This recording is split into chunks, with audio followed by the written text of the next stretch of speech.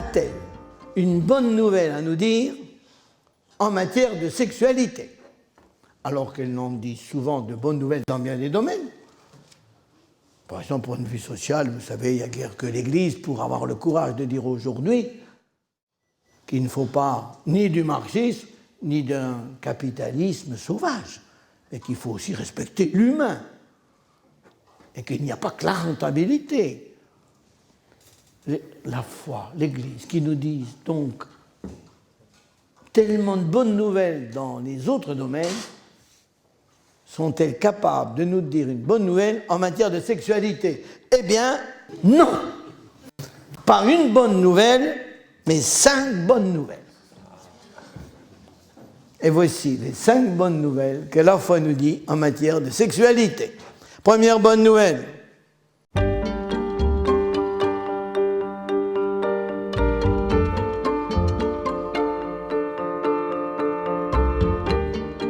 Et dans ce cas-là, quand on a compris que c'est une bonne nouvelle, la foi devient une chance formidable pour l'amour, au service de l'amour.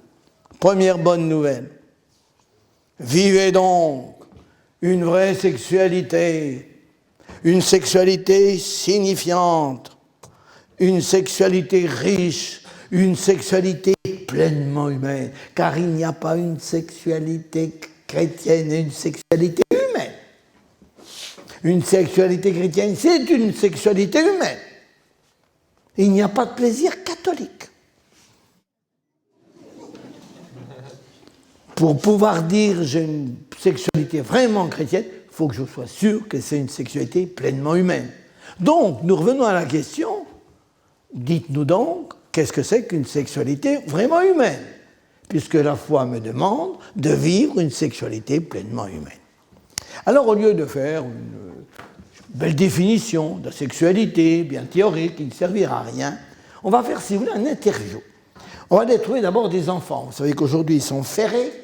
Et on va demander à vos enfants, dites donc, qu'est-ce que c'est pour vous que la sexualité?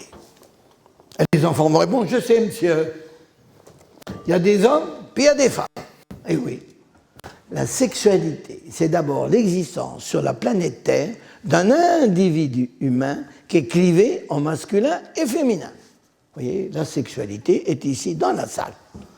Si bien que la première fonction de la sexualité, c'est la variété. C'est une fonction fabuleuse. Quand la sexualité débarque sur la planète Terre, arrive la variété. Avant, autrefois, la reproduction se faisait en duplicata. Tandis qu'avec la sexualité, vous ne ressemblez même pas à votre mère, puisqu'il y a en vous la moitié de votre père. Et vous êtes unique au monde. Et s'il n'y a pas une tête pareille, c'est grâce à la sexualité. Merci, sexualité, qui fait que chacun de nous est unique au monde. C'est extraordinaire d'y penser. Alors quand je pense que parfois on a voulu revenir à certaines époques à l'unisexe, les garçons voulant s'habiller comme les filles comme les garçons, c'est dommage. Enfin encore, c'est pas une question de vêtements, c'est une question d'être, mais ce que nous avons besoin pour que ça soit plus chouette le monde, c'est des hommes qui soient des hommes avec des femmes qui soient vraiment féminines. Non? Imaginez une fête foraine où il n'y aurait que des hommes. Imaginez, vous les voyez, les hommes sur les cris-cris, que des hommes. Avouez que ça serait quand même terne. Et quand j'arrivais autrefois dans les classes qui n'étaient pas mixtes de garçons, ils me disaient « Vous n'avez pas amené des filles ?» C'est quand même mieux quand il y a des filles. J'ai fait beaucoup de voyages de jeunes autrefois. Je n'aurais jamais eu l'idée de faire un voyage de jeunes qui ne soit pas mixte. D'ailleurs, je n'aurais pas rempli mon quart. Première fonction de la sexualité, une sexualité, c'est la fonction de variété. Elle apporte sur la Terre la variété, un progrès fabuleux. Maintenant, au lieu de demander à un enfant, je demande à un jeune. Qu'est-ce que c'est la sexualité? On me dit, c'est embrasser une fille. À cet âge-là, la sexualité apparaît surtout comme étant le plaisir. Et c'est vrai, c'est une fonction de plaisir. Il ne faut pas l'ignorer. Et il ne faut pas cracher dessus. C'est une fonction de plaisir. Mais maintenant, mon jeune, il a grandi. Il a 25 ans, puis il me dit, je viens vous voir parce que je connais une fille. Oh, je dis, c'est pas la première. Non. Ah non, alors avec celle-là, c'est pas comme avec les autres, c'était pour s'amuser, vous voyez, plaisir. Mais avec elle, ah non, non, ça, vous ne pouvez pas vous imaginer. Je la comprends, elle me comprend. Je comprends qu'elle me comprend, elle comprend que je la comprends. Mais vous ne pouvez pas comprendre. Il me dit ça, le jeune. Il me dit, mais non, ce que je vis avec elle, c'est extraordinaire. On échange, on partage, on dialogue, on a une tendresse folle, puis on a envie que ça dure. Et il vient de découvrir que la sexualité, c'est fondamentalement et essentiellement une fonction de relation. D'une relation riche, durable, faite d'échanges, de partage, de dialogue, de tendresse. Et puis, depuis Pierre et Pierrette forment un couple. Un jour, Pierrette, elle a dit à Pierre, dit, on n'aura pas un petit. J'aimerais tellement qu'on ait un petit qui te ressemble. Je voudrais qu'il ait tes yeux. La sexualité, c'est aussi une fonction de procréation. C'est sûr. D'ailleurs, elle a commencé à être cela au début du monde. Les animaux qui nous ont précédés, ils n'avaient pas tellement de relations. Les premiers, des fois le mâle était dévoré après usage. Vous voyez un peu la fonction. Mais la première fonction, la plus archaïque, celle qui remonte du fond des millénaires, c'est la fonction de procréation. C'est pour ça d'ailleurs que la contraception est si difficile à mettre en place, parce que vous allez à rebrousse-poil de ce désir de donner la vie qui est dans nos viscères depuis des millénaires. Ça a été la première fonction de la sexualité, donc la plus archaïque, je ne dis pas la plus importante, mais primaire en ce sens de la plus archaïque, la plus viscérale. C'est pour ça que c'est difficile de maîtriser ce désir d'enfant qui est si fort dans les tribus humaines. Et puis, quand on forme un couple, dites, on a besoin des autres. On a besoin d'un logement, on va trouver de mère. On a besoin d'instituteurs, de catéchètes. On ne peut pas vivre la sexualité sur un nuage. On a besoin des autres. Et les autres ont besoin de nous. Parce que la société a besoin des couples. Parce qu'elle a besoin de se survivre par les enfants. Autrement dit, la sexualité, elle vous ouvre aux autres. Vous êtes obligés. Vous ne pouvez pas vivre sur un nuage votre amour. Quand on dit les amoureux sont seuls au monde, c'est la plus grande bêtise qu'on ait jamais écrite. Car par les enfants, notamment, ils ont un lien profond avec toute la société, et cela pendant des siècles qui vont venir. Car vous aurez, dans les siècles qui vont venir, des descendants, vous en aurez peut-être, je ne sais pas, 50 000, 100 000, dans 300-400 ans. Parce que vous vous êtes aimés. Donc c'est drôlement social. L'amour humain, il n'y a pas une activité humaine qui a tant de répercussions sociales que l'amour. Parmi ces enfants, ces arrière-petits-enfants, il y en a peut-être un qui sauvera la planète. Peut-être un qui la détruira, d'accord, mais vous voyez un petit peu, c'est pour ça que le mariage a un sens. Et puis alors, quand on est amoureux, on devient poète, on écrit des poèmes à sa belle. C'est dommage que beaucoup d'hommes qui écrivaient des jolies choses quand ils étaient fiancés, une fois qu'ils sont mariés, ils ont remis leur muse dans le placard. Alors que quand on s'aime, on vit des moments d'extase. Le vocabulaire amoureux est un vocabulaire de curé. Il parle « je t'adore ». C'est un vocabulaire religieux. On parle d'extase. On parle qu'on s'aimera éternellement. L'amour m'en dit adieu, ses qualités infinies. C'est un vocabulaire religieux. Aragon, qui n'était pas chrétien, disait « si Dieu existe, c'est l'amour qu'en est la preuve ». Et c'est pour ça qu'on voit chez nous venir des gens qui vous disent « je veux me marier à l'église ». Je n'y crois pas, mais je veux me marier à l'église. Ah, je dis ça n'a pas de sens. Pourquoi tu veux te marier à l'église? Je n'y crois pas. Ah, tu veux l'harmonium? Ben, je te le mettrai à la mairie. Ah, il dit non, vous ne comprenez rien. C'est pas vrai. C'est pas la même chose à l'église. Mais pourquoi que c'est pas la même chose? Ils sont bien que l'amour est plus que l'amour et qu'il y a une dimension quasiment sacrée, mystique dans l'amour, qu'elle a une fonction mystique. C'est la dernière fonction de la sexualité. Eh bien, voilà la première bonne nouvelle. Vivez une sexualité qui comporte toutes ces dimensions. Par exemple, la femme qui vivrait la procréation en disant « mon cher père, moi, j'ai fait des enfants, Mais si elle a craché sur la relation et sur le plaisir, elle n'est pas en sexualité humaine. Donc elle n'est pas en sexualité chrétienne. Le jeune qui me dit, moi, la sexualité, c'est le plaisir. Une seule signification. Pauvre. Tu ne sais pas que si tu avais une relation, le plaisir serait tellement plus grand. Vivez une sexualité riche, une sexualité qui comporte toutes ces significations. Remarquez bien que la Bible dit pas autre chose. Hein. Variété. Hommes et femmes, il les fit. Pas homme et homme, hein, je vous signale. Hommes et femmes, il les fit. Plaisir. Est-ce que la Bible nous parle du plaisir? Vous aurez bien vu quand Adam, après l'anesthésie, la première anesthésie, là, il s'est endormi, et que Dieu, il a pris, pas une côtelette, il a pris le côté, le cœur, pour dire, c'est un symbole, que la femme est sortie de la tendresse de l'homme, ce qui prouve qu'il en a, à moins qu'elle ait tout pris. Bon, mais d'accord.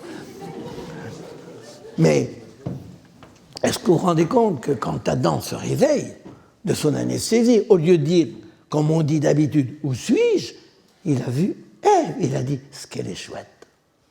Premier cri d'amour au début du monde, qui est repris dans un livre entier de la Bible, le Cantique des Cantiques. On se demande comment il est allé se perdre dans les Saintes Écritures. C'est un cantique d'amour, chaste, volupté, chaste. Tes seins sont des régimes de bananes.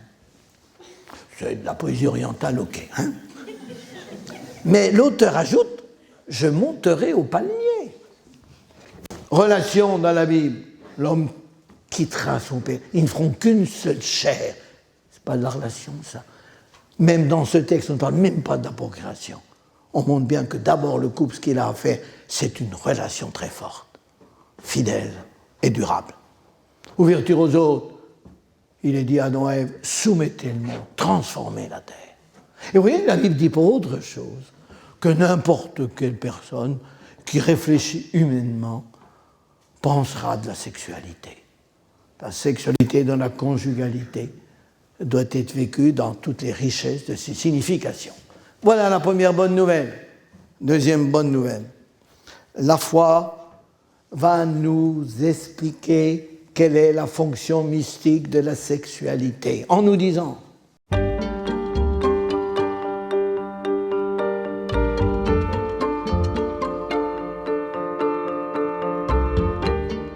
vous allez me dire quel est le projet de Dieu sur le monde. Vous le savez, vous allez me dire, je sais bien ce que vous allez me dire. Qu'est-ce que Dieu avait derrière la tête il y a 2 milliards d'années quand la Terre est apparue? Hein? Qu'est-ce que Dieu a concocté? Qu'est-ce qu'il avait comme projet?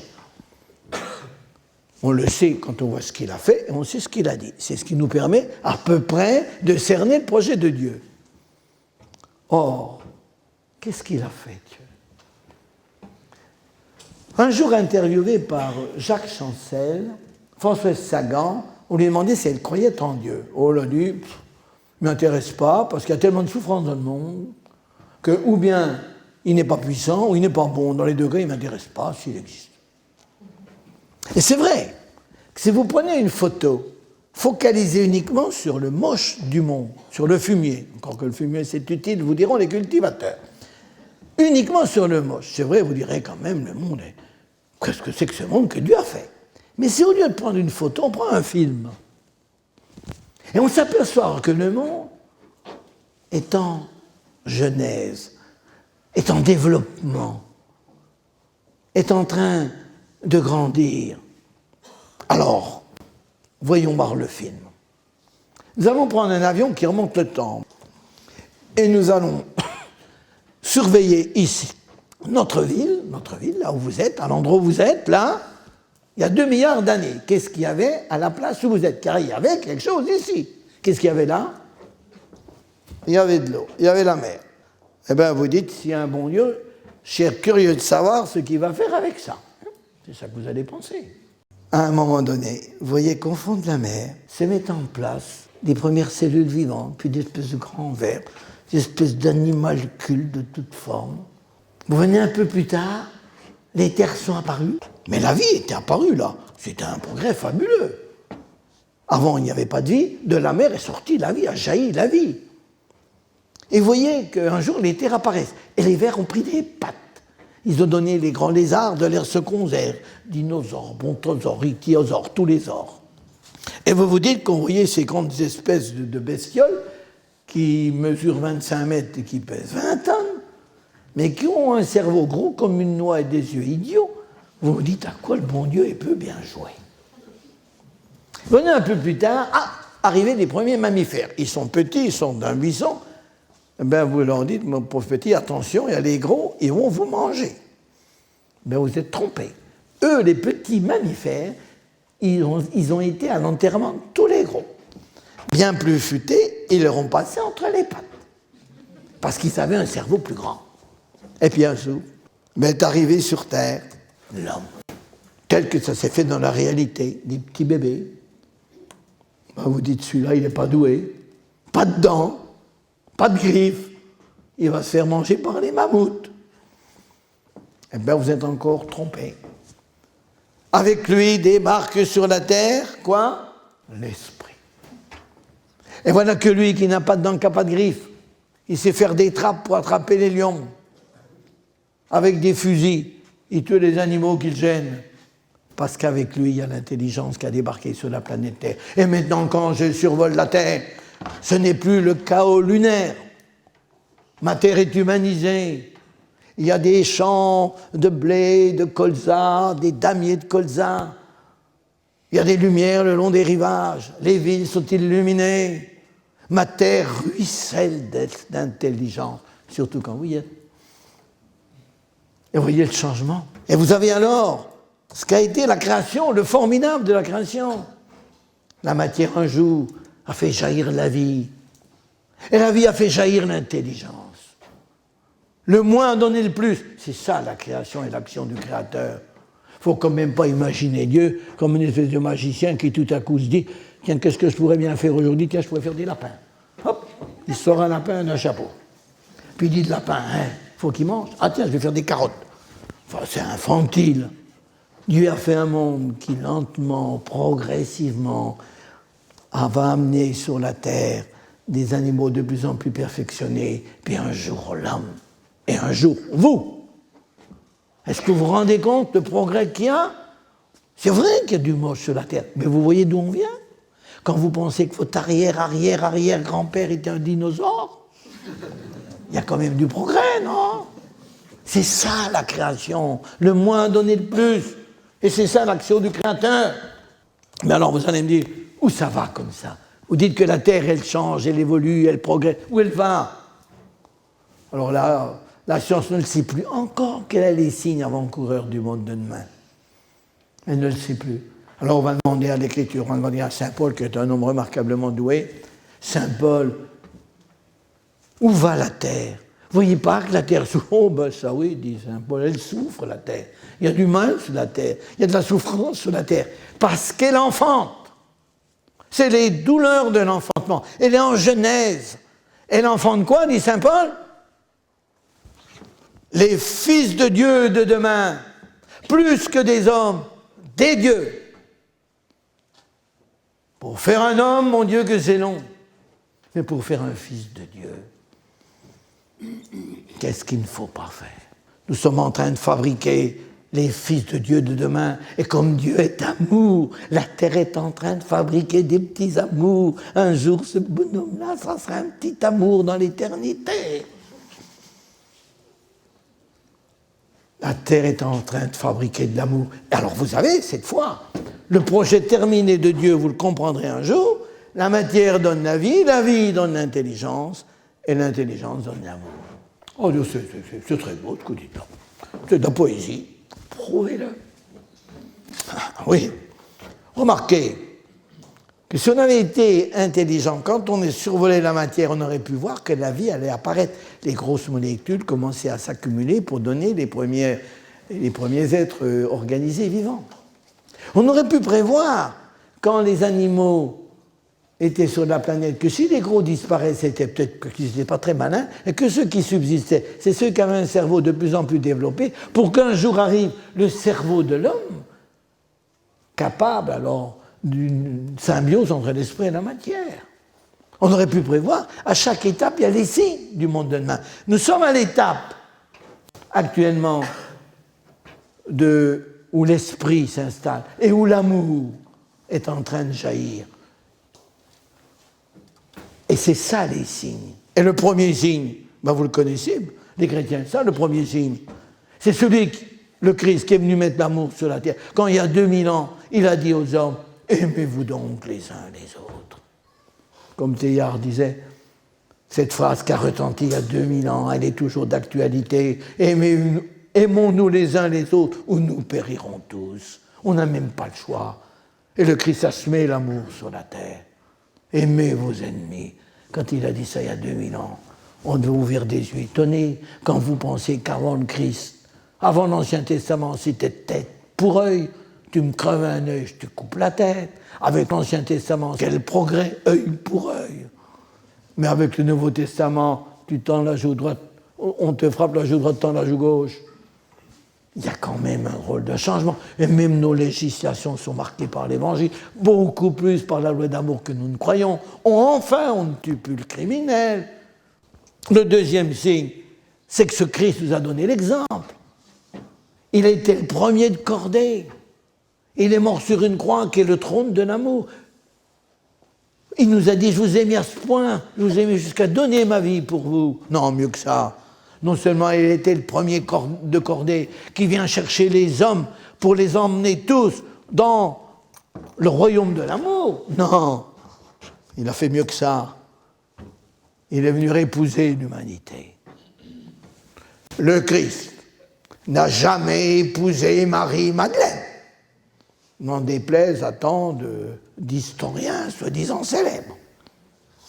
Ses bras sont restés ouverts et ne sont jamais focalisés sur une personne. Il a épousé le monde. Il est venu sur terre, il s'est fait homme, pour épouser l'humanité, pour prendre l'humanité à son bras et la faire rentrer un jour dans la maison du Père, au palier de l'amour, et c'est ainsi que l'humanité deviendra fille de Dieu, par épousaille avec le vrai Fils, quand on devient baronne, quand on épouse un baron. Et puis il y a un autre signe, que le monde est fait pour l'amour. C'est les incroyants qui donnent leur vie pour une cause, alors qu'ils savent qu'il n'y a plus rien après. Je ne sais pas si vous vous rendez compte. On a eu des marxistes qui, dans les guérillas d'Amérique latine, des jeunes qui ont donné leur peau pour leur cause. Je ne suis pas du tout marxiste. Pas du tout. Mais ils ont donné leur peau pour une cause alors qu'ils savaient qu'il n'y avait plus rien après. Ils ont fait de l'amour un absolu, un Dieu, car c'est vrai, l'amour est Dieu et Dieu est amour. Le kamikaze qui donne sa vie pour Allah, encore il faut le faire, mais quand même il va dans le paradis d'Allah. Tandis qu'ils allaient dans le trou. Et ils ont donné leur vie. Ils ont fait de l'amour un absolu. Et puis il y a un autre signe, il y aura des pâquerettes que tout le monde peut observer. C'est l'amour d'un homme pour une femme. C'est l'amour de Gaëtan. J'aime quand tu te rapproches un peu plus d'elle, n'aie pas peur. C'est formidable, deux êtres qui s'aiment. Deux êtres qui s'aiment sont le signe que l'amour est à l'œuvre dans le monde. J'aime mieux voir deux petits jeunes qui s'embrassent sur un banc public que deux petites vieilles qui se disputent. Parce que les petites vieilles manquent à la charité. Ça devrait nous choquer. Mais c'est le contraire qui nous choque. L'amour et le grand de l'homme pour la femme est un des signes de l'amour de Dieu. Il a cette vocation, c'est ça le sens mystique de l'amour, d'être le signe qu'il y a un autre amour, qu'il y a quelque chose à l'œuvre dans le monde, l'amour de Dieu. Et là, je raconte toujours l'histoire d'Osée, j'aime beaucoup Osée. Osée, c'était un prophète de la Bible, avant Jésus-Christ. C'était un jeune homme du genre scout, pas du tout un vieux prophète à barbe blanche, plutôt genre scout, toujours prêt. Dieu dit à Osée, Osée, c'est quelque chose à te demander, ok, mais voilà, ça sera très dur, tant mieux. Il ne sait pas ce qu'il attend. Eh bien, dites Seigneur, eh bien voilà, Osée, il faut que tu te maries. Oh ben si c'est que ça. Vous avez quelqu'un? Ah oui, oui, oui, devine. Oh non, je ne vois pas qui est. Moi, je fais partie de la chorale de la cathédrale. Toutes les filles se sont mariées cette année. Non, je ne vois pas. Non, dans mes connaissances. Mais écoute, je vais te mettre sur la piste, dit Dieu. C'est justement derrière la cathédrale, il y a une petite rue qui descend. C'est au numéro 12. Oh non, Dieu, au numéro 12, il n'y a pas de fille à marier. Vos renseignements généraux ne sont pas au point. Moi, je mets les enveloppes du denier du culte dans toutes les boîtes aux lettres. Non, il n'y a pas de fille. Ah, alors Dieu se fâche. J'ai dit au 12. Écoutez, Seigneur, je vais vous dire, moi, au 12. Au premier, il y a les Durand, au deuxième, il y a les Dupont, au troisième, il y a les Dulac. Et dans la chambre de bonne, dit Dieu. Oh ben, il y a eu là la prostituée. Eh ben oui. Oui, quoi? Ben, elle est libre. Alors là, vous avez beau être scout, hein? Vous avez beau aimer les béats, hein? Surtout quand on est scout. Et alors, Osée, il dit un mot sublime. Il dit à Dieu, mettez-vous à ma place. J'arrange un peu la Bible. Hein. Bon. Mais c'est comme ça. Et Dieu répond, j'y suis à ta place. Ah bon? Oui, moi aussi, j'ai aimé un peuple comme aime une femme. J'ai donné une terre où coule le lait et le miel. Je l'ai couvert de bijoux comme on fait d'une fiancée. Et qu'est-ce qu'il fait? Il va porter tout ça au faux Dieu. Je suis un Dieu trompé. Ah bon, dit Osée, vous êtes trompé, il faut que j'y sois aussi. Le disciple n'est pas au-dessus du maître. Très bien, un jour, mon fils parlera comme ça. Bon, alors j'épouse Julas. Oui, mais après, elle sera fidèle. Mon peuple, il est fidèle, lui. Qu'est-ce que vous insinuez? Et ça, je vous préviens. Si elle n'est pas fidèle, je lui casse la figure. Bon, c'est ce que je vais faire. Je vais l'emmener au désert. Et là, il n'y a pas d'histoire, elle n'aura plus le choix. Ouais. Oui, je sais ce que je vais faire, dit Osée. Seigneur, je vais l'emmener au désert. Et là, alors, au désert, je vais tellement l'aimer, vous entendez, que je vais parler à son cœur et je vais la séduire.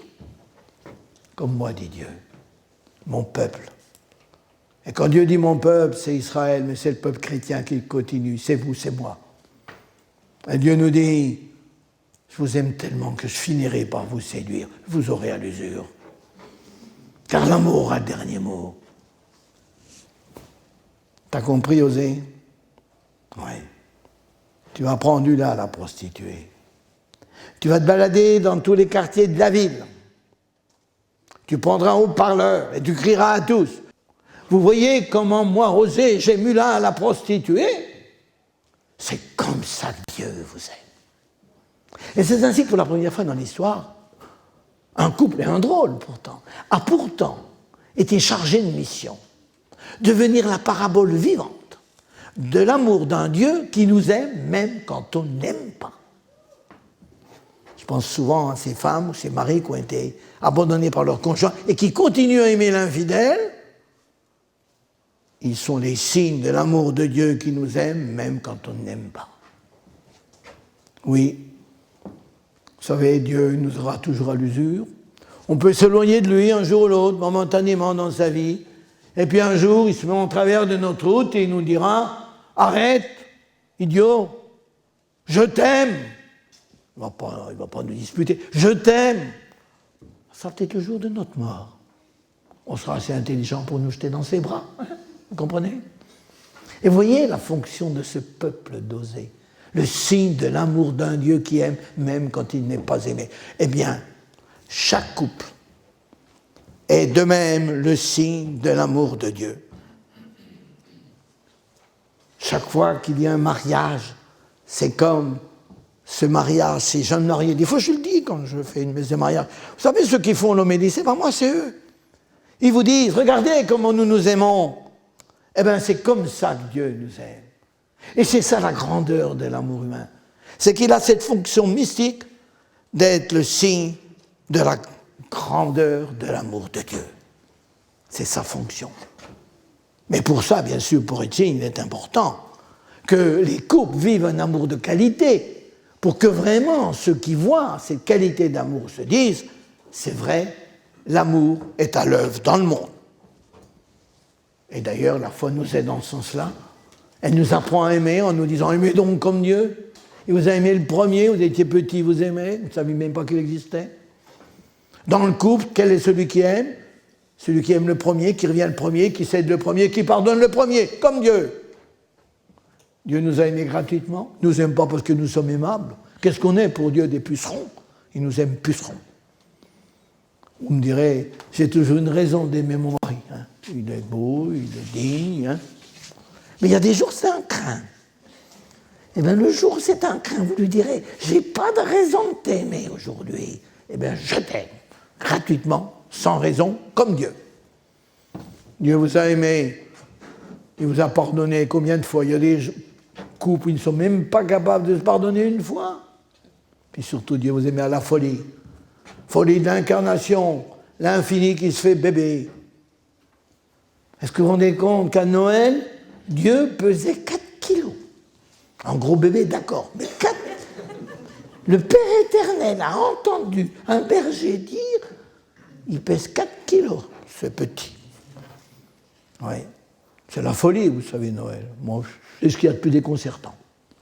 Moi, je comprends que les musulmans ne peuvent pas comprendre qu'Allah pèse 300 grammes dans le sein de la Vierge, quand il est embryon. Ah oui, c'est quand même... Il faut vraiment ne croire qu'il n'y a que l'amour qui peut expliquer un truc pareil. C'est la folie de l'amour. Dieu nous a aimés à la folie, folie d'incarnation. La parole de Dieu qui a fait les mondes, les galaxies, les protons, les neutrons, les tritons. La parole de Dieu, elle dit à Noël, arre. Quel plongeon! Il n'y a que l'amour qui peut expliquer une telle folie. Il n'y a que l'amour qui exagère. Puis folie de la croix. Folie de la croix. Une sœur du Christ aurait sauvé le monde. Si vous mettez sur le plateau de la balance toutes les turpitudes humaines, toutes les saletés des hommes, vous mettez de l'autre côté sur le plateau une sœur du Christ, elle l'emporte. C'est de la sueur de Dieu. Elle est infinie. Il n'a pas mis une sueur sur le plateau. Il a mis tout son sang. Il n'en restait plus une goutte. Quand on aime, on ne calcule pas. Et on a besoin de couples qui s'aiment à la folie pour être le signe de l'amour fou de Dieu. Voilà la deuxième bonne nouvelle. Troisième bonne nouvelle.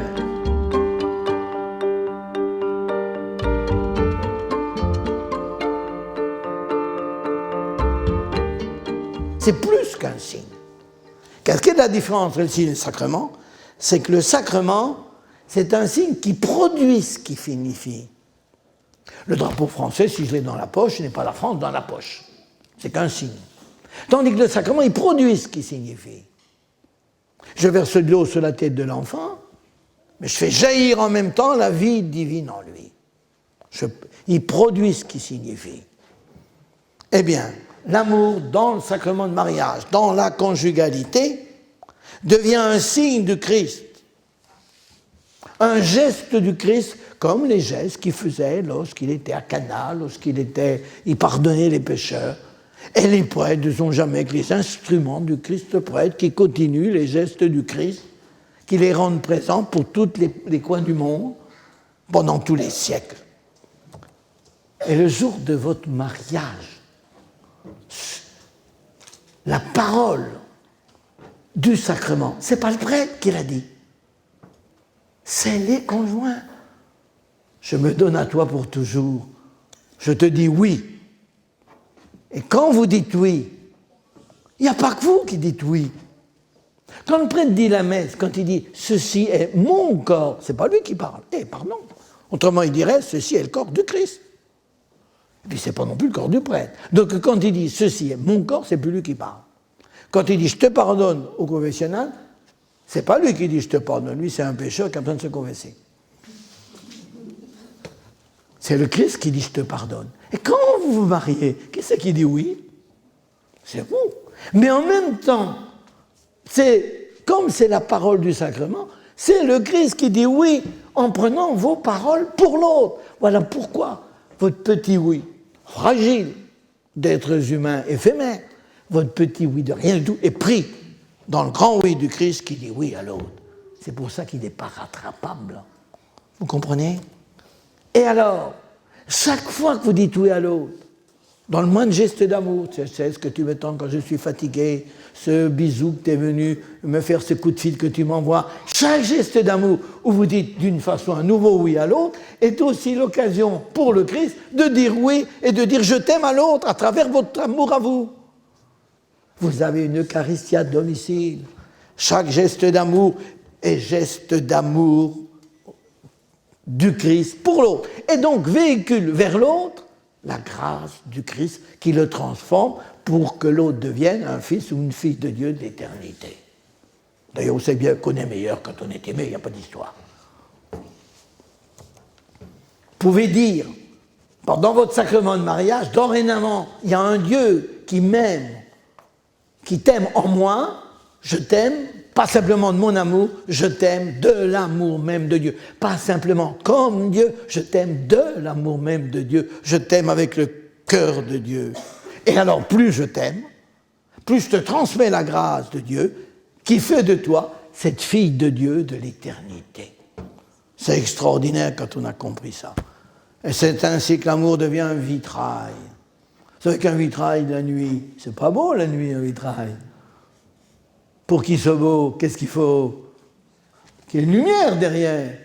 Eh bien, il faut que votre amour ait une telle richesse, une telle beauté, une telle fidélité, que vraiment vous deveniez pour l'autre, qu'on se dise pour qu'il aime comme ça cette personne, il y a une lumière derrière, il y a une grâce inouïe, il y a une présence, une autre présence d'amour, la présence du Christ, et vous devenez alors pour l'autre, pour vos enfants, pour tous ceux qui s'assoiront à votre table, vous devenez le vitrail de l'amour de Dieu.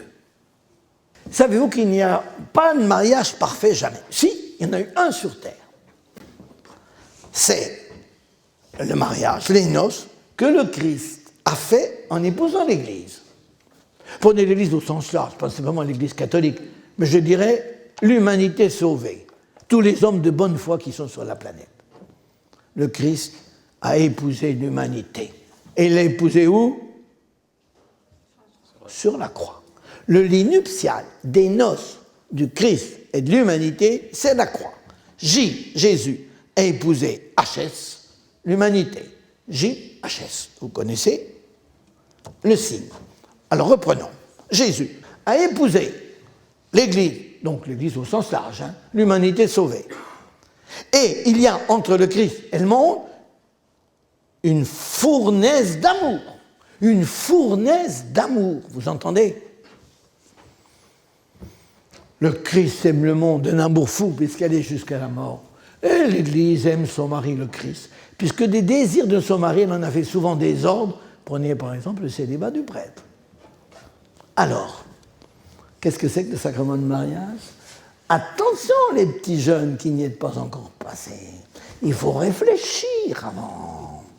Dans le sacrement de mariage, vous savez ce qu'on va faire? On va vous coller dans la fournaise. Et vous allez être traversé par l'amour fou du Christ pour le monde et de l'Église pour le Christ. Vous allez être traversé par un amour extraordinaire. C'est pour ça que l'Église ne peut pas penser divorce. Elle ne peut pas penser, d'abord, que son mari la quitte, que le Christ l'abandonne. Donc elle ne peut pas penser divorce. Puis elle ne peut pas penser que quelqu'un qui aurait été vraiment à l'écoute de son sacrement de mariage, qui aurait laissé vraiment Dieu aimer l'autre en lui, que quelqu'un qui se serait laissé vraiment traverser par cet amour fou du Christ, c'est pas possible qu'il abandonne l'autre. Elle a du mal à penser ça. Ben, c'est vrai que beaucoup de gens qu'on marie à l'église sont loin de penser, de savoir que c'est tout ça le sacrement de mariage. Cette merveille incroyable où chaque geste d'amour est en même temps geste d'amour du Christ pour l'autre, grâce du Christ donnée à l'autre à travers cet acte d'amour, et notamment dans l'acte sexuel, dans cet acte d'amour, dans la mesure où il est don à l'autre, où je me donne, je lui donne en même temps, je redis mon oui donc je lui donne en même temps la grâce du Seigneur. Le Christ aussi se donne à l'autre à travers le don que je lui fais de mon corps. Quatrième bonne nouvelle.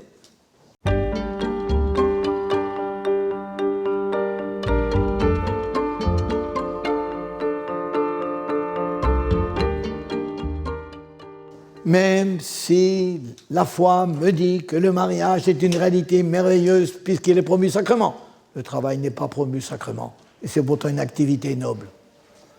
Même si elle nous dit que la conjugalité dans le mariage est une chose remarquable, sacramentelle, pourtant la foi me dit que ce n'est pas le but dernier de l'homme. Le mariage n'est pas le but final de l'homme. L'essentiel, c'est le royaume qui vient. Parce qu'autrement, le jour où vous faites du mariage le but de la vie, qu'est-ce que vous allez dire aux handicapés? Qu'est-ce que vous allez dire aux conjoints délaissés? Qu'est-ce que vous allez dire aux veufs et aux veuves? Qu'est-ce que vous allez dire aux célibataires obligés qui n'ont plus qu'à se flinguer? Moi, j'ai vu sur nos antennes, tous nos psychologues nous dire toujours il faut se marier, la sexualité, on n'a pas de sexualité, vous n'êtes pas normaux. Mais alors, comment il peut vivre tout cela? Une fois que certains psychologues, je ne veux pas le dire par charité, disaient sur l'antenne à une veuve qui lui disait écoutez, j'ai encore des besoins sexuels, qu'est-ce que je dois faire? Alors, elle lui dit je ne sais pas, mais peut-être que le docteur va me donner des idées. Le docteur qui était là lui dit oui, madame, vous n'avez qu'à faire des voyages du 3e âge, puis vous trouverez quelqu'un. Et la femme de répondre vous avez déjà fait, vous, des voyages du 3e âge? Il n'y a guère que des femmes, il y a quelques hommes et ils sont bien gardés. Car il faut savoir qu'à 65 ans, il y a 2 femmes pour un homme. Alors il va falloir qu'ils se dévouent à un âge où c'est pas facile. Non, mais voilà, aux énormités auxquelles on arrive, le jour où vous faites de la sexualité le but dernier de la vie. Tandis que l'Église nous dit non. Le but de la vie, c'est les noces de l'éternité. C'est les noces avec le Christ qui est venu épouser l'humanité. Fiancés au baptême, à notre mort, nous entrons dans les véritables noces, les noces de l'éternité. Le but de la vie, c'est les noces éternelles. Et je dis aux célibataires qui voudraient bien être mariés, vous ne cassez pas la tête. À la fin des temps, on marie tout le monde. Oui, le Christ est venu sur terre relativiser le mariage. Il ne s'est pas marié lui-même, non. Il a laissé ses bras ouverts, je vous l'ai dit, pour épouser le monde entier. Et c'est pour ça qu'il a demandé qu'il y ait parmi les chrétiens quelques fous qui acceptent de renoncer au mariage légitime, réalité merveilleuse puisque sacramentelle, pour annoncer le royaume de demain où il n'y a plus de mariage. Car le mariage est frappé d'alignement. Un jour, il disparaîtra. Ne restera dans l'éternité que l'amour, marqué par la conjugalité qu'il aura enfanté sur la terre. Mais le mariage comme tel, il n'y en a plus dans l'éternité. Et pour annoncer le monde de demain, il faut dire qu'il y ait ici-bas des signes avant-coureurs. Ce sont les célibataires consacrés. Alors, c'est pour ça que l'Église a demandé que les prêtres, après tout, pouvaient être justement ces fous qui feraient ça, qui accepteraient pour être disponibles, pas seulement pour être disponibles en temps. Souvent on dit qu'il ne faut pas que les prêtres se marient, parce que s'ils se marient, ils s'occuperont de leur famille et pas de la paroisse. Mais non, c'est idiot. Parce que si on se mariait, on prendrait une femme intelligente, on serait 2 à travailler, il n'y aurait plus de rendement. C'est pas ça. Le célibat, c'est pas une question de disponibilité pour le temps. C'est une disponibilité de l'être. C'est ce que disait le frère de Thésée, ce protestant qui avait redécouvert le célibat, ces 2 bras qui s'ouvrent sur le monde entier, comme ceux du Christ, et qui ne se referment sur personne. Alors, qu'est-ce que vivent les célibataires consacrés? Ils vivent la variété. Nous vivons là, dans les chorales, dans les réunions, nous vivons, nous les consacrés, avec l'autre sexe. Bon. Le plaisir, à ça, on n'y a pas droit. Ceinture. Et on est normaux, ça manque. Une relation interpersonnelle, une personne qui serait tout pour nous et pour qui on serait tout, ça manque beaucoup plus. Je pense que certains de nos curés de campagne qui en bavent, ils auraient une épouse qui leur dirait « T'en fais pas, j'ai confiance, tu es là ». Ça manque. Un enfant de notre chair, ça manque. Demande religieuse. Par contre, ouverture aux autres, oui.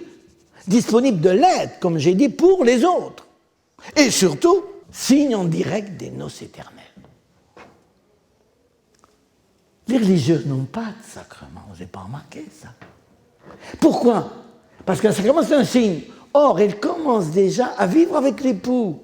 Et le jour de leur profession religieuse, elles commencent déjà les noces de l'éternité. Ce n'est qu'un commencement quand même, hein, mais c'est un commencement des noces éternelles. Si bien que les noces éternelles, si vous avez bien compris, sont signifiées à la fois par le mariage, signe indirect, et par le célibat consacré, signe direct des noces éternelles. Vous avez remarqué que mon escalier, qui jusque-là ne tenait pas debout, grâce au célibat consacré, il tient debout. Et voilà que les deux grands signes des noces éternelles, le mariage et le célibat consacré. Et les deux situations, j'allais dire, s'épaulent. Quand vous vivez, vous les gens mariés, ce que j'appelle l'intimité, la relation, le plaisir, la procréation, c'est l'intimité du couple. Vous nous rappelez à nous, les consacrés, qu'on doit vivre aussi notre intimité avec le Christ, car pour dépasser tous ces manques, il faut beaucoup d'humilité et beaucoup de relations avec l'époux. Autrement, on ne pourra pas les dépasser. Voilà ce que vous nous rappelez. Merci. Mais nous vous rappelons à vous, les gens mariés, que si vous vivez l'intimité, vous ne devez pas oublier d'être ouverts aux autres, au service des autres. Et surtout, que vous devez, par la qualité de votre amour, les signes des noces éternelles. Et alors, vous allez me dire, et les célibataires obligés, non consacrés? Alors eux, ils sont en déplacement, sur des rails. Ils n'ont qu'à aller vers le mariage s'ils veulent y aller. S'ils veulent se marier, ben, qu'ils se dirigent vers le mariage. Mais il y en a, ils attendent qu'on leur parachute le futur. Il faut qu'ils se remuent. Et ça, je m'occupe de plus en plus des célibataires, je suis obligé un peu de les secouer. Voulez vous marier, remuez-vous un petit peu. Mais si vous jugez que vous n'êtes pas pour le mariage, donnez un sens à votre célibat. Quand le célibat, pour le célibat, n'a pas de sens. Il n'a de sens que celui qu'on lui donne. Un service dans la cité, ou même une consécration. On a des célibataires qui se consacrent individuellement comme époux, épouse du Christ, entre les mains de l'évêque, c'est possible. Mais de toute façon, ils auront à dépasser les manques, peut-être en se gâtant un petit peu, en ayant des amitiés très fortes, et en ayant quand même une certaine fécondité, car on a besoin aussi de tout ça. Et enfin, la 5e bonne nouvelle. Oh, je dois dire que pour moi, c'est la plus passionnante. Elle m'a hanté toute ma vie, toute ma vie.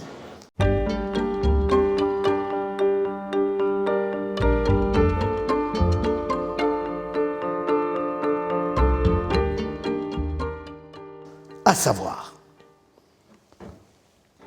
il est dit dans la Bible, mes femmes et les filles à son image.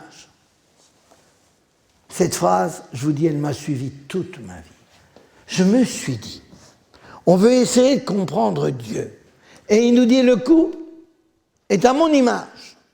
Car ce qui est à l'image de Dieu, ce n'est pas simplement l'homme et la femme, c'est le couple comme tel. Et Jean-Paul II le rappelle. Par conséquent, si je veux comprendre et l'amour de Dieu, et la façon de vivre de Dieu, j'ai un moyen bien simple, je n'ai qu'à d'étudier le couple. Vous qui faites de la catéchèse, vous avez une piste en or pour leur parler de Dieu à vos jeunes, le couple. Hommes et femmes, il les fit à son image, et l'amour dans ce cas-là devient une chance pour nous faire comprendre cette fois Dieu, une chance pour la foi. Hommes et femmes, il les fit à son image. Donc, par exemple, quand je pense couple, je pense deux êtres qui s'aiment. S'ils ne s'aiment pas, je dis, ce n'est pas un couple, ceux-là. Qui dit couple, dit amour. Donc, si le couple est amour, donc, Dieu est amour. Ça y est. Grâce au couple, j'ai le vrai Dieu. Donc, Dieu est amour. Et s'il est amour, il ne peut avec nous avoir qu'une relation d'amour. C'est l'alliance, c'est les noces. Et vous voyez comment le couple me fait comprendre le vrai Dieu. Pas le Dieu méchant, sadique, tout ça, que certains pensent. Le Dieu qui est amour. Et oui, un Dieu qui est amoureux de l'homme. Oui, mais un couple, c'est aussi un mystère. Essayez donc de définir l'amour, vous, si vous êtes malin, de définir la tendresse, si vous êtes fort. Vous êtes en face d'un mystère. On ne peut pas définir l'amour, c'est inclassable. Eh bien, si le couple est mystère, donc Dieu est mystère. Il est le mystère par excellence. Il est l'indéfinissable, l'inclassable, l'inépuisable, l'indéchiffrable, l'indéfinissable. Et voyez que grâce au couple, on découvre le vrai Dieu, qui est à la fois le Dieu d'amour, c'est-à-dire le tout nôtre, le tout proche, mais aussi le tout autre, le radicalement différent, le mystère infini. Il ne faut jamais oublier les deux aspects de Dieu. Les musulmans croient beaucoup au deuxième aspect. Allah est grand. Oui, mais Allah est amour. Il est d'abord amour. Mais que de cathos, à l'inverse, ne voient que Dieu amour, un petit Dieu gentil qui leur donnera le paradis facilement, là, sans problème, petit Dieu bonasse. Mais Dieu est aussi l'infini. Et quand vous communiez, vous ne recevez pas du pain béni. Vous recevez l'infini de Dieu. Est-ce que vous n'oubliez jamais la grandeur de Dieu, mais aussi la grandeur de l'amour. Voilà le vrai Dieu. Grâce au couple, je découvre le vrai Dieu. Et mieux que ça, le fonctionnement du couple, les différents fonctionnements du couple, me révèlent quoi ? Le fonctionnement même de Dieu. Dieu fonctionne comme le couple. Prenons un exemple, les grands mystères de la foi, c'est le couple qui peut nous les faire comprendre. Quel est le problème du couple par excellence ? C'est comment n'être qu'un en restant deux. Et même en restant trois, car il y a trois pôles, l'homme, la femme et l'amour. Et ça, vous êtes toujours obligé de concilier l'unité et le respect de la différence. Eh bien, le problème de tout couple, il n'y a aucun couple qui n'y échappe, nous renvoie comme par hasard à le mystère par excellence de Dieu, qui est la Trinité. Seul Dieu peut n'être qu'un, restant trois. Parce que dans la Trinité, l'amour étant infini, il y a unité totale. Mais l'amour étant infini, chaque personne est respectée dans sa différence.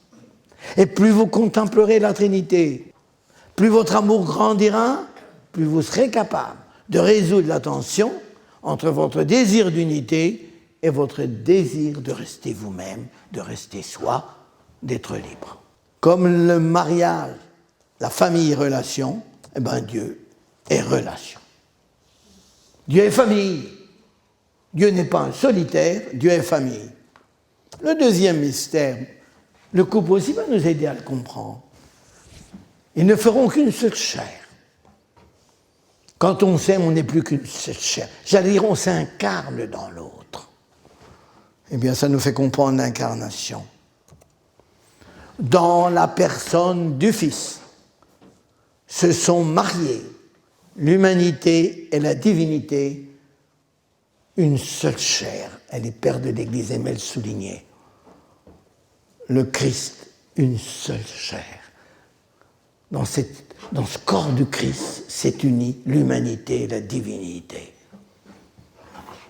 Remarquez, je vous montre comment le couple nous fait comprendre des mystères de Dieu. Mais l'inverse, c'est vrai, j'aurais pu partir des mystères de Dieu pour nous faire comprendre le couple. Par exemple, dans l'incarnation, Dieu se fait homme, mais il reste Dieu. Et là, vous avez le modèle de toute relation. Qu'est-ce que c'est qu'avoir une relation avec un être ? C'est devenir l'autre en restant soi. Vous, les maris, devenez vos femmes en restant un homme. Car en principe, elles veulent un homme. Et vous, les femmes, devenez donc un peu vos maris. Essayez de vous mettre à leur place sans dire trop vite, ils ont beaucoup de chance. Tous les hommes ont de la chance. Voilà, ça la pêche, puis ils restent les pieds sur la table. Essayez de comprendre un peu ce que vit un homme. Devenez un homme en restant. Et voyez que dans l'incarnation, nous avons là le modèle de ce que doit être toute relation humaine. C'est pour vous montrer que les passerelles vont bien de la vie du couple à la vie de Dieu et réciproquement. Un troisième mystère, il y a trois grands mystères de la foi, la Trinité, l'incarnation, et le troisième mystère qui est la rédemption. Vous le comprenez bien, vous les couples. Quand votre mari est malade, vous êtes au chevet pour le guérir. Et même quand vous savez qu'il est perdu jusqu'au moment où vous espérez, eh bien Dieu s'est mis au chevet de l'humanité. C'est la rédemption.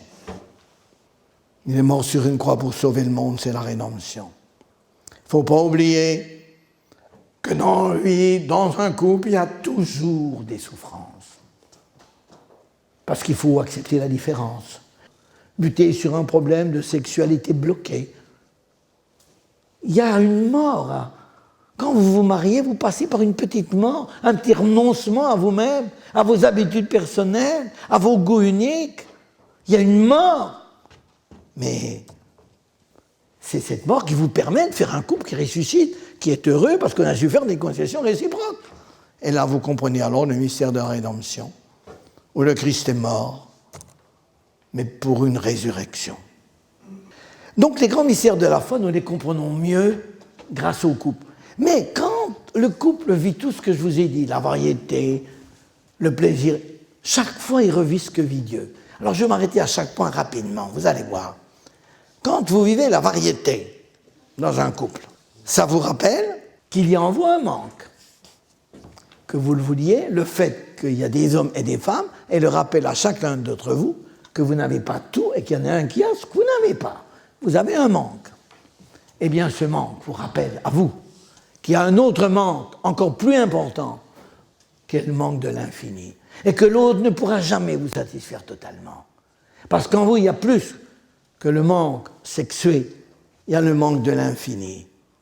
Comme un cerf altéré soupire après les sources d'eau vive, après toi, nous soupirons, Seigneur. Nous avons faim de toi, nous avons soif de toi. Le manque de l'autre vous rappelle le manque du tout autre qu'est Dieu. Mais la variété vous rappelle aussi qu'il y a égalité, même si vous êtes différents, vous êtes égaux. Un homme, ça vaut une femme. J'aurais dit autrefois, une femme, ça vaut un homme. Mais aujourd'hui, je suis obligé de dire, un homme, ça vaut une femme. Sachez-le bien. Eh bien, dans la Trinité, c'est pareil.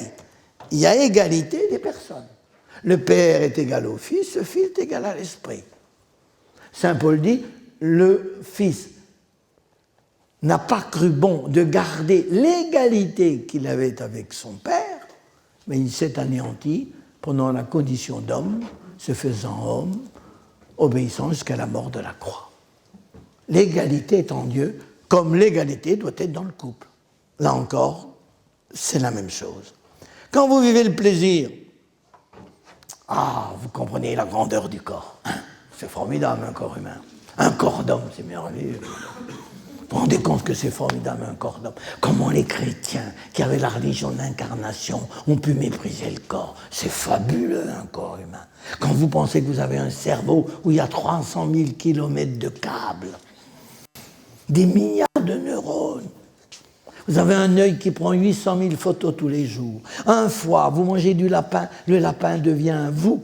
Quelle promotion pour le lapin.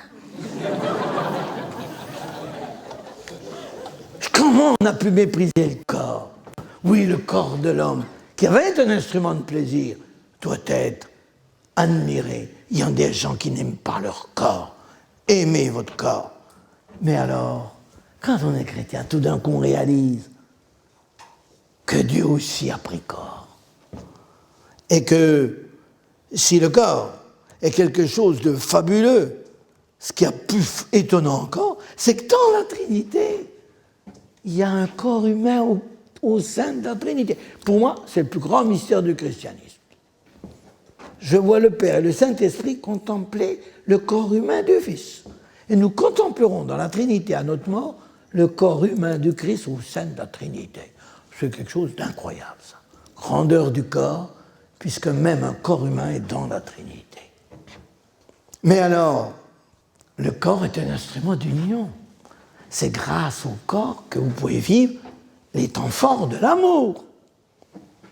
Mais dites donc, quand Dieu veut faire des noces avec nous, comme nous sommes charnels, il a voulu trouver aussi un geste charnel. Quand il a fait l'homme et la femme, il s'est dit, ils ont un corps. Il faut qu'ils puissent dire l'union de leurs esprits et de leur cœur dans le profond de leur corps. Je vais inventer l'acte sexuel. Et quand il veut faire des noces avec nous, comme on sait ici-bas, comme on est charnel, il dit, il faut que je trouve un geste. Charnel, puisqu'ils sont charnels. Il n'a pas cherché longtemps, quand on est Dieu. Qu'est-ce qu'ils disent les amoureux? Je t'aime tellement que je te mangerai. Eh bien, Dieu dit, ils vont me manger. Et l'Eucharistie, dans le fond, qu'est-ce que c'est? C'est le corps du Christ qui s'unit à mon corps. Et quand vous communiez, vous dites les mêmes paroles que vous dites dans l'acte d'amour. Ceci est mon corps livré pour toi. Viens en moi, je suis tout à toi. C'est quand même assez drôle, ça, non? Quand on a compris ça, alors, ça jette sur l'acte d'amour une dimension mystique incroyable. Ceci est mon corps livré pour toi. Il y a un poème magnifique qui dit ça. Blasphème, en réalité. Je prends ce corps de femme avec ses limites, ses pauvretés, ses maternités, ses engendrements sans fin, et cette soif d'éternité qui sont en moi. Ceci est mon corps que je te donne en nourriture. Vous entendez, mesdames, quand vous donnez à vos maris, vous les nourrissez. Il y a des maris qui crèvent de faim, croyez-moi, j'ai des confidences. Reçois-le ce corps comme le don le plus achevé que je puisse te faire de toi, mon époux. Je ne peux rien te donner de mieux. Mais en retour, tu me donnes ton corps d'homme fait de vigueur et de puissance, avec sa fécondité, ses fougues, avec son insatiable soif du seul but de ta vie, ton âme, comme une épée tranchante. Ceci est ton corps. Quand nous communions l'un à l'autre, dans l'acte d'amour, ce n'est pas blasphème de dire que nous communions au Christ, dont chacun de nos êtres est pétri. En toi et moi, péché et misère, peine et peine du coup, deviennent uniques hosties. Mais à la gloire de Dieu. Vous savez, tant que les cathos ne sont pas fichus de faire chanter le charnel à cette dimension mystique, nos jeunes seront obligés de se contenter de la sexualité de dinosaures que leur présentent les médias. Alors quand un couple me dit « Comprenez, moi j'aime bon Dieu, pourquoi j'irai le recevoir dans la communion hein ?» Je dis donc, quand tu aimes ta femme, hein, pourquoi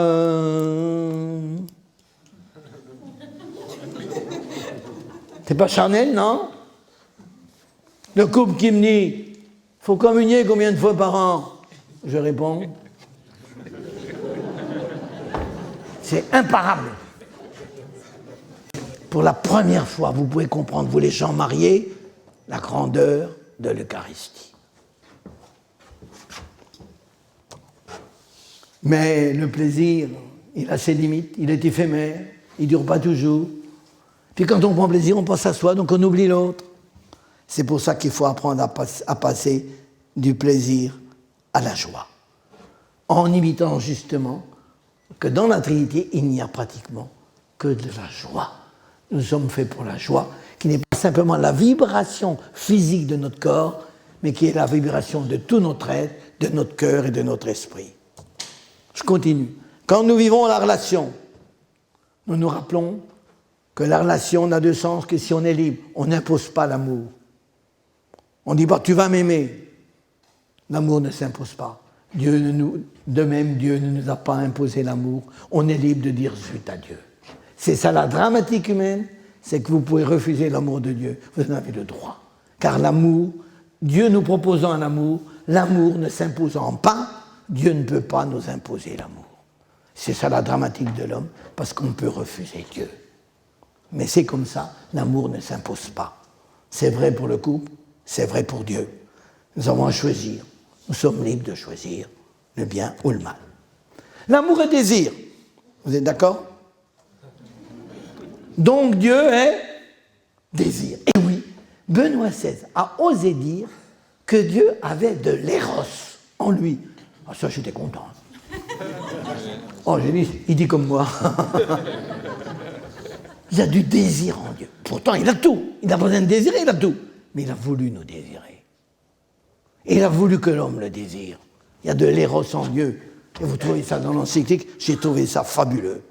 Quand on s'aime, il n'y a pas que du désir, il y a du don. Et en Dieu, il y en a du don. Il n'est que don. Il est le pur diamant du don. Nous, quand nous donnons, nous essayons de nous récupérer quelque part. Tandis quand Dieu se donne, c'est gratuitement, c'est totalement sans intérêt. C'est le pur diamant du don. Quand on s'aime, on a de la tendresse. Donc, Dieu est tendresse. Quand on s'aime, on parle, on dialogue. Et Dieu, il a dialogué avec nous? Oui. Il a envoyé le Verbe, c'est-à-dire sa parole. C'est donc bien qu'il veut dialoguer avec nous. Quand un couple se sépare, vous voyez, il part en Arabie Saoudite dans les pétroles, le gars. Qu'est-ce qu'elle a flanqué dans la valise? Qu'est-ce qu'elle a mis dans la valise? Elle a mis un petit nounours, un petit symbole. Quand tu seras là-bas, tu vendras le petit nounours, tu diras elle m'aime. C'est ça le symbole, c'est un pont sur l'absence. C'est le doudou. Quand Dieu nous a quittés à l'ascension, il nous a laissé un doudou. L'Eucharistie, qui est la présence réelle, dans l'absence. Et là encore, les gens mariés devraient comprendre ce que c'est que l'Eucharistie. C'est un symbole, c'est ce qui nous permet de patienter, c'est un encas sur la route qui nous mène à Dieu. Autrement, le silence de Dieu serait épouvantable si on n'avait pas l'Eucharistie. L'amour s'engage. Est-ce que Dieu s'est engagé? Bien sûr, il s'est mouillé, de la crèche à la croix. Il n'est pas venu en hélicoptère sur la terre en disant « je suis avec vous du courage ». Il a vécu ce que nous avons vécu. Il a eu faim, il a eu soif, il est mort, il est né, il est mort dans les pires conditions. Dieu, c'est un Dieu engagé. C'est un Dieu qui s'est mouillé. Comment des chrétiens, disciples d'un Dieu engagé, ont si peur de l'engagement. Oui, le beau risque de l'amour, car il y a un risque dans l'amour, il y a un pas dans l'inconnu, correspond exactement au beau risque de la foi, où l'on fait confiance à Dieu. Quand vous vivez la procréation, regardez, nous vivons dans un triangle. Le père et la mère s'aiment, et leur amour jaillit vers un troisième, l'enfant. Tiens, ça c'est drôle. Dieu c'est comme ça. C'est quand même drôle. Dans la Trinité, le Père et le Fils s'aiment, et leur amour devient l'Esprit. Et dans notre vie spirituelle, nous qui vont être des fidèles, vous ne pourrez être un véritable fidèle que si vous vivez dans un triangle, c'est-à-dire d'un côté, vous appuyez sur Dieu, et de l'autre côté, c'est votre mère, l'Église. Vous ne pouvez pas faire l'économie ni de Dieu, ni de l'Église. On est né dans un triangle. Dieu est dans un triangle, et nous sommes aussi dans un triangle. Quand vous vivez la paternité, vous les hommes, vous savez ce que c'est que d'être père? Vous savez ce que c'est que d'attendre, de pardonner, de vous saigner, de banquer? Bien, pour la première fois, vous pouvez comprendre que Dieu est celui qui aime, celui qui pardonne. On ne comprend Dieu, notre Père, que quand on est père. Mais Dieu, il est aussi mère. Et quand j'étudie la tendresse d'une mère, je suis en train de deviner que celui qui a mis tant de tendresse dans le cœur d'une mère, il doit être lui aussi tendresse. Et la tendresse de la femme me renvoie à la tendresse de Dieu. Quand on a des enfants, on les éduque. Eh bien, Dieu aussi nous a éduqués. Il a éduqué lentement le peuple juif pour qu'un jour il soit capable d'accepter le Messie, de comprendre l'Évangile. Et maintenant, nous sommes éduqués par l'Évangile qui essaie de faire de nous les fils de Dieu de demain. L'ouverture aux autres. Quand nous vivons dans le mariage, nous avons besoin des autres, besoin d'un maire, besoin de la mairie, mais aussi besoin des chrétiens. C'est ça qui nous est rappelé. On n'a pas simplement besoin d'un instituteur, nous avons besoin aussi des autres chrétiens, car notre foi, on a besoin de la vivre avec les autres. Mais à l'inverse, de même que la société a besoin de nos enfants pour survivre, de même l'Église a besoin que vous lui donniez des enfants dans le baptême et que vous preniez dans l'Église des responsabilités. Vous avez besoin de l'Église, mais l'Église a besoin de vous. Enfin, il y a la fameuse fonction mystique. Les noces de la terre sont chargées d'évoquer et de préparer pour nous les noces éternelles. Les noces de l'agneau que nous allons célébrer un jour dans l'éternité, dans une joie extraordinaire. Les noces de la terre sont la répétition générale des noces éternelles. Il arrive que les répétitions générales, si vous avez fait du théâtre, sont parfois loupées. Et puis que ça va quand même à la générale. Bon, c'est-à-dire qu'un jour, à notre mort, viendra au-devant de nous, il pourrait qu'il y ait une belle lumière, je ne sais pas, mais je suis sûr que viendra au-devant de nous l'époux. Le véritable époux, dont l'époux de l'éternité l'annonce. Quand c'est que vous comprendrez que que vous attendez de l'époux d'être parfait. Vous voudriez qu'il ait toutes les qualités de la terre. Vous voudriez qu'il n'ait pas de défaut du tout. Vous rêvez d'un époux qui aurait plus de qualités que lui et pas de défaut. Vous êtes déjà amoureux, amoureuse de l'époux, du véritable, qui viendra à votre rencontre dans l'éternité. Et l'époux de la terre n'en était que l'annonce. C'est pour ça que vous pouvez en accepter les limites, les imperfections. Il n'est pas le Christ, votre gars. Il n'est que l'annonce du Christ. Et quand vous l'aimez, sans vous en rendre compte, vous aimez le Christ en même temps, puisque vous, le Christ, aimez le Christ, c'est faire ce qu'il demande. Qu'est-ce qu'il vous demande? De l'aimer. Chaque fois que vous l'aimez, vous aimez le Christ. Et dans l'éternité, c'est ça le contraire. Dans l'éternité, vous aimerez le Christ, le véritable époux, le seul qui peut vous combler, le seul qui essuiera toute larme de vos yeux. Mais en même temps, votre mari, quand il mourra, lui aussi sera dans le Christ. En aimant le Christ, vous continuerez à aimer votre mari présent dans le Christ. Il n'y a qu'un seul amour. Et c'est ainsi que le petit anneau que vous avez à votre doigt, votre petite alliance, vous rappelle la grande alliance que le Christ veut faire avec tous les hommes.